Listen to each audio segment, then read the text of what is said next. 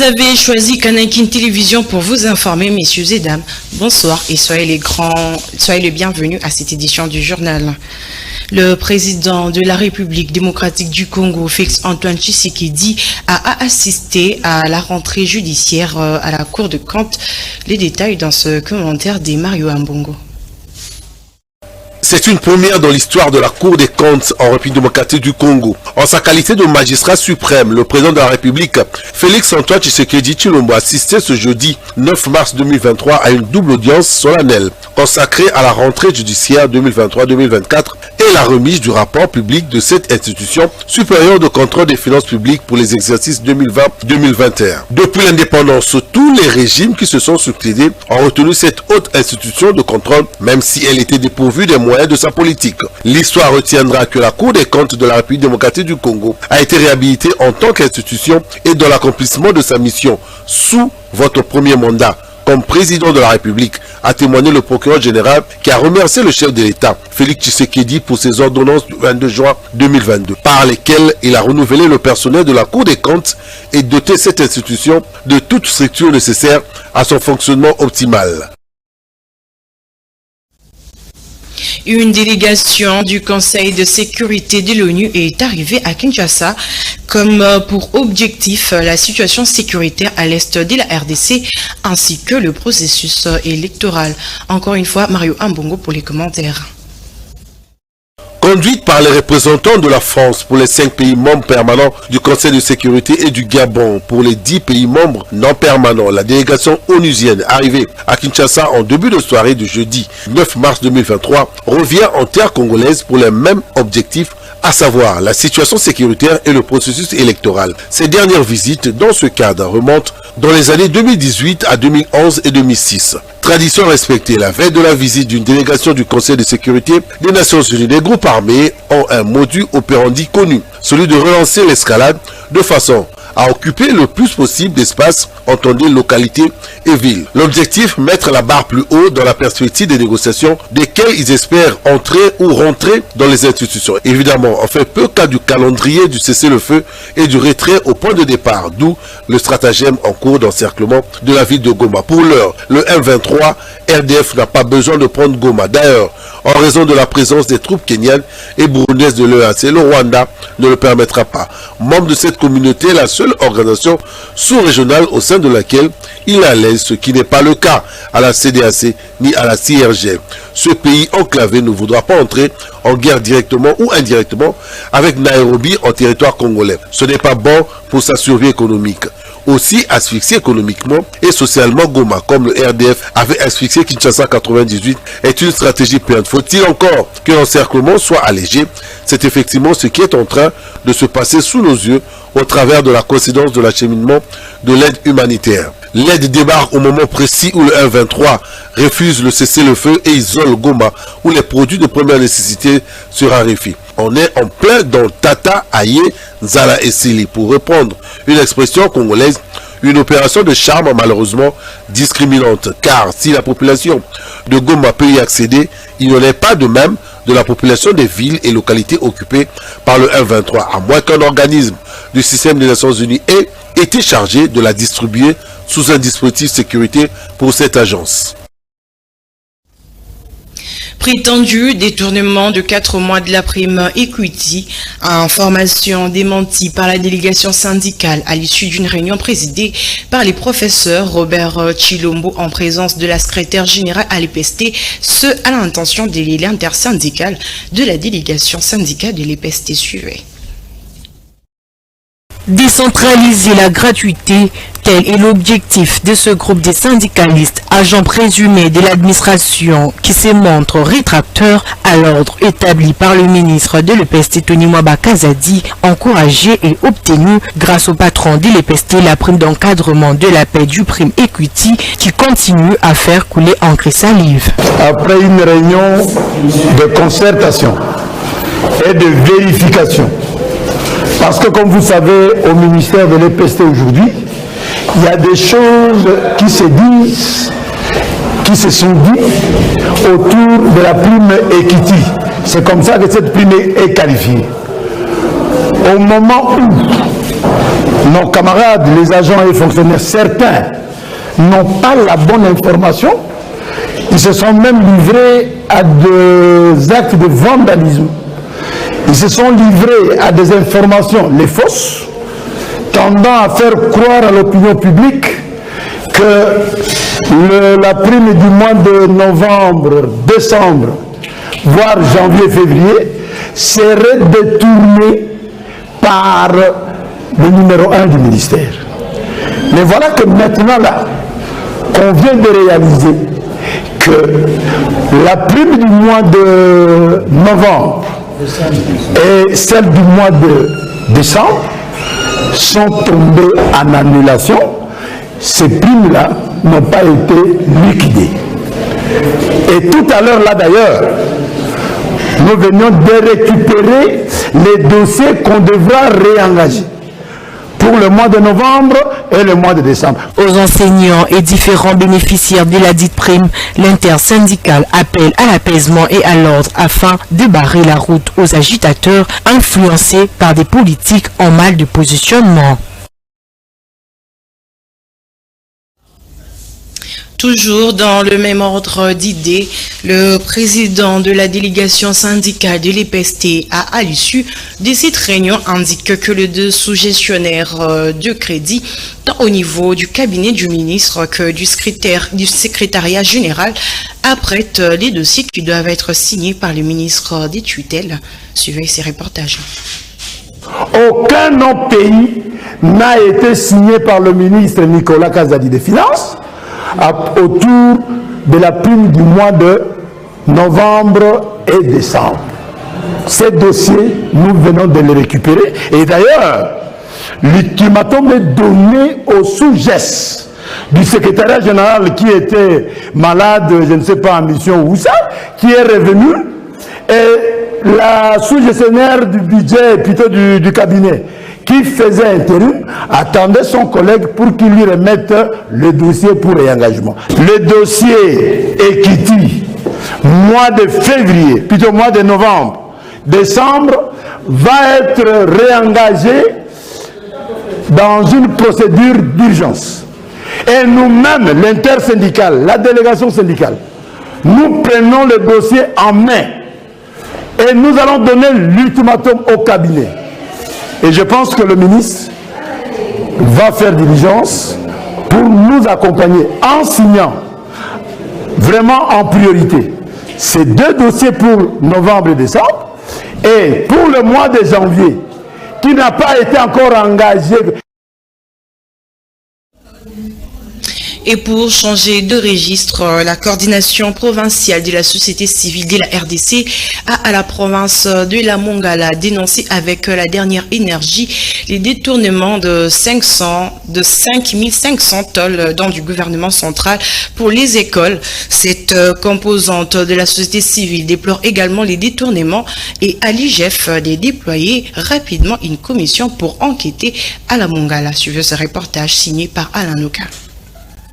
À la province de la Mongala, les biens publics destinés pour la population sont facilement détournés, dénonce la société civile de la RDC par la voix de son coordonnateur provincial Gilles Mangil Mapangé Manoalunga, qui voudrait voir clair et surtout restituer tout ce qui a été détourné, dont les auteurs sont en liberté sans être inquiétés ou encore interpellés par le gouvernement provincial de la Mongala qui jusque-là n'a initié aucune action judiciaire pour écouter ceux qui sont incriminés dans les dossiers détournement des 5500 tolls dont du gouvernement central et le détournement des biens donnés par la Siforco énumérés par le coordonnateur provincial de la société civile de la RDC, Gilles Mangil Mapangé. Le détournement a élu domicile.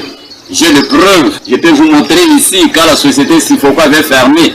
Cette société avait remis le 23 juin 2011 au territoire de Bumba 736 sacs de ciment, une caisse contenant 206 kg de clous, 500 kg de fil de recuit, 1063 barres de fer de 12 mm, 8 mm, 6 mm, ainsi que 8,321 m3 de planches de 28 mm.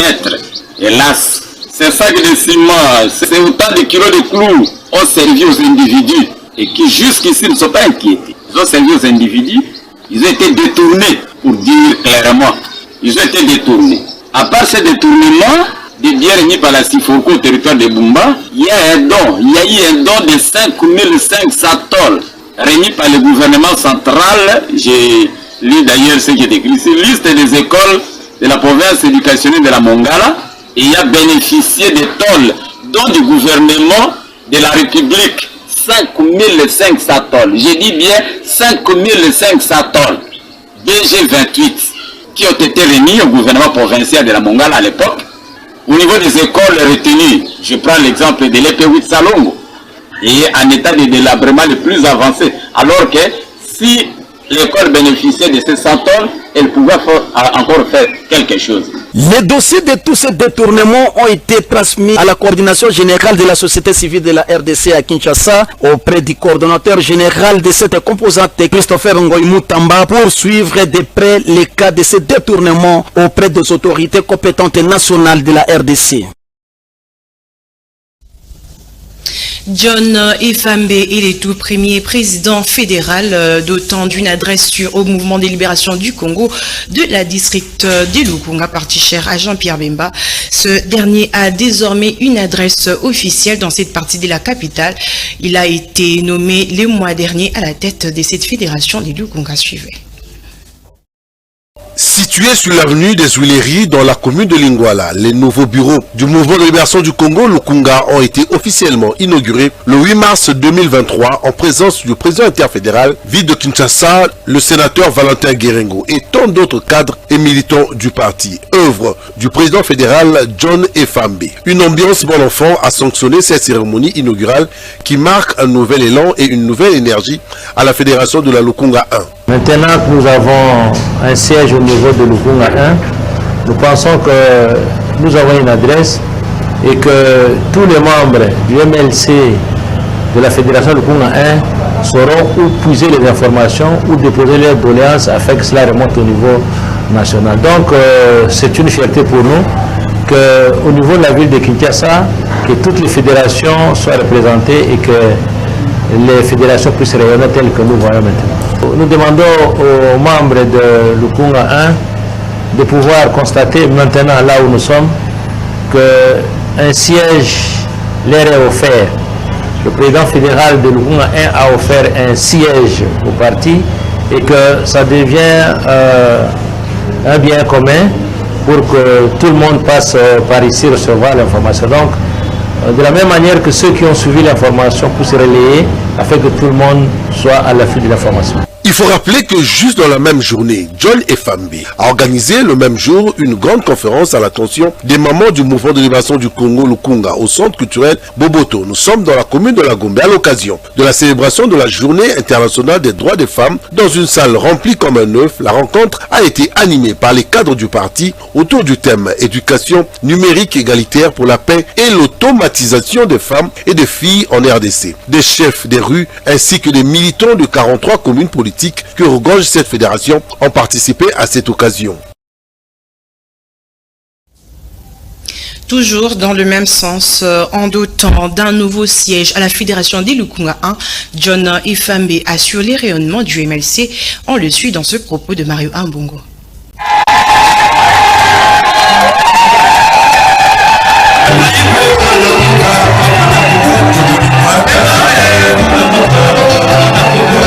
En tout cas, je suis très content de constater que les mamans de la fédération de Lukunga 1 se sont mobilisées comme une seule personne pour répondre à l'invitation de la célébration de la journée internationale des droits de la femme qui a organisé la fédération de Lukunga 1. C'est un plaisir. En tout cas, je ne peux que m'en réjouir de cette grande activité à cette ère du numérique où certaines femmes de la fédération ont été formées et aussi on a primé d'autres femmes qui ont milité au sein du parti et au sein de la fédération de Lukunga 1. Ce sont des femmes qui sont très attachées au parti. Je connais toutes ces femmes. Elles viennent quand nous leur appelons pour participer aux activités du parti. Même quand le président national leur convie à une activité, elles répondent. Donc un mot, c'est toujours leur demander de rester mobilisés à toute éventualité. Comme vous le savez, nous sommes dans une année électorale et à tout moment, nous pouvons recourir auprès d'elles pour tant d'autres activités.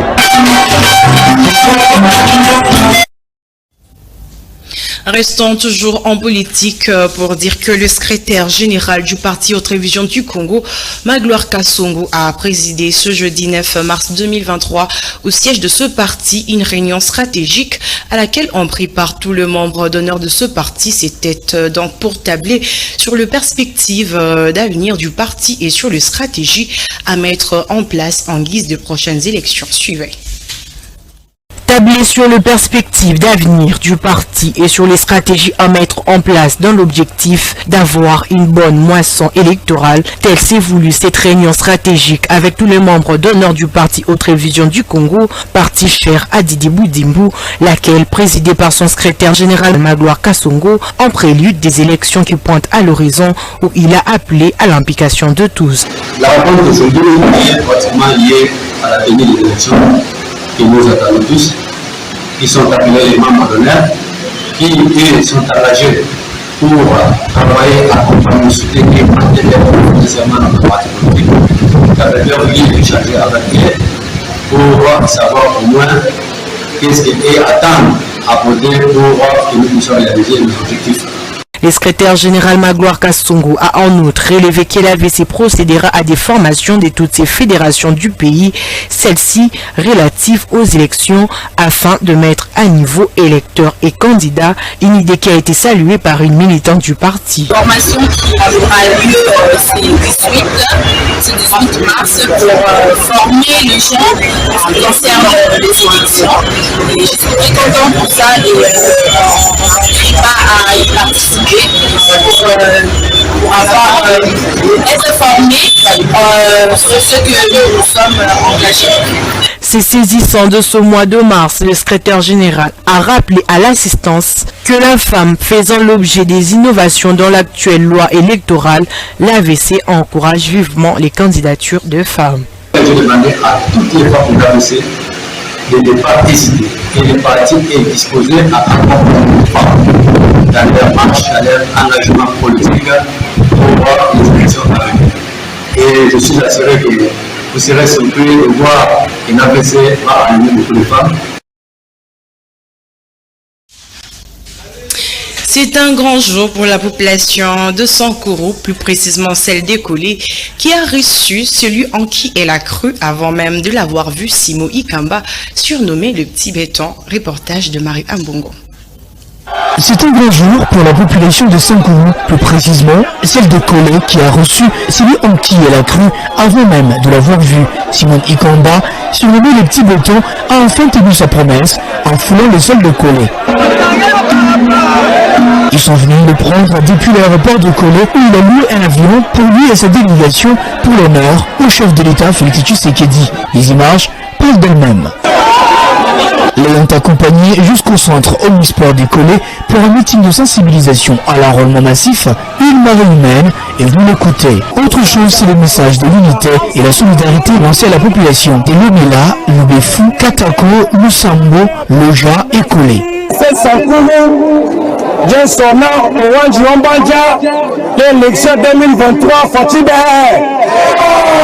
Après le meeting, Simon Ikamba est allé à la rencontre des jeunes footballeurs au centre Batani où il a marqué son passage en leur remettant Varese des ballons pour promouvoir les sports à Kolé. Simon Ikamba a travaillé toute la nuit à la réception de plusieurs délégations des habitants de Kolé et de partout à travers Sankuru.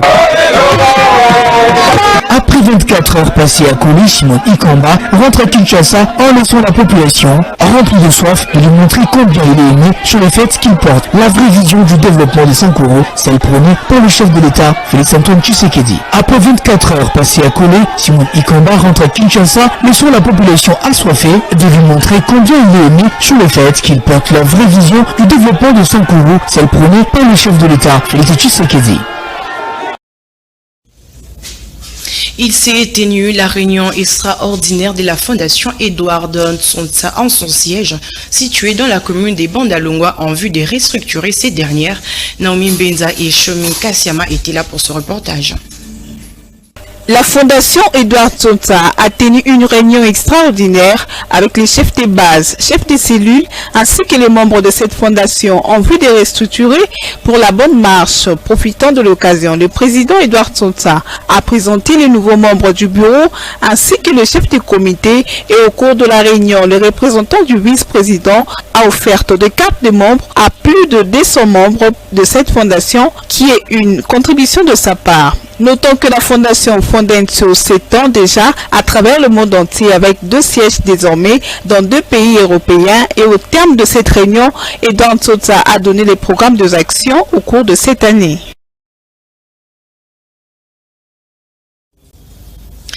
L'épouse du chef de la mission diplomatique congolaise en Russie, Laetitia Ilongo Vangu, a à l'occasion de la journée dédiée à la lutte de droits des femmes organisée une journée de conscientisation des femmes congolaises vivant à Moscou. Cette cérémonie à portée diplomatique a connu la participation de personnels de l'ambassade de la RDC en Russie et de l'ambassadeur, le professeur Ivan Vangu Ngimbi, venu soutenir son épouse et toutes les femmes présentes à cette journée. Laetitia Louvezo pour ce reportage. La célébration de la journée des droits de femmes a connu le 8 mars 2023 un éclat particulier au sein de la communauté congolaise de Russie. Madame l'ambassadrice Laetitia Ilongo Vangu a initié une soirée de conscientisation de femmes congolaises de Moscou qui se sont réunies autour d'elle au restaurant Tumur, accompagnée de son époux, l'ambassadeur, le professeur Ivan Vangu Ngimbi, le diplomate et les agents de l'ambassade de la RDC à Moscou, ainsi que les représentants de la communauté congolaise de Russie. L'épouse du chef de la mission diplomatique congolaise en Russie s'est dite par ailleurs disposée à accompagner les mamans congolaises de Russie pour toute initiative productrice de revenus et de valorisation de la femme qui lui serait proposée. Laetitia Ilongo Vangu n'a pas passé sous silence la situation des femmes dans l'est de la RDC. Elle a convié l'assistance à observer 1 minute de silence pour marquer cette référence à ces femmes soumises à l'insécurité et à la mort dans cette partie du pays. La situation de la femme congolaise en général et celle vivant en Fédération de Russie me préoccupe énormément. Je vous exhorte donc à vous inscrire toutes dans la dynamique de lutte pour l'autonomisation de la femme et l'autoprésence. Invité à prendre la parole, l'ambassadeur Ivan Vangu Ngimbi s'est montré tout aussi disposé à soutenir les mamans congolaises dans la nouvelle dynamique insufflée par son épouse. Donc, ma présence au milieu de vous a une double signification. Premièrement, c'est pour accompagner et soutenir l'initiative prise par Madame l'ambassadrice. Et ensuite, cette présence se voudrait un symbole de la proximité et de l'osmose que je souhaite établir entre la communauté congolaise de la Fédération de Russie et sa représentation diplomatique. Cette soirée a été agrémentée par quelques groupes d'animation folklorique qui ont presté en exhibant des scénettes autour du thème la lutte contre la violence faite à la femme. La rumba congolaise était une fois de plus à l'honneur et a permis aux convives d'exhiber quelques pas de danse.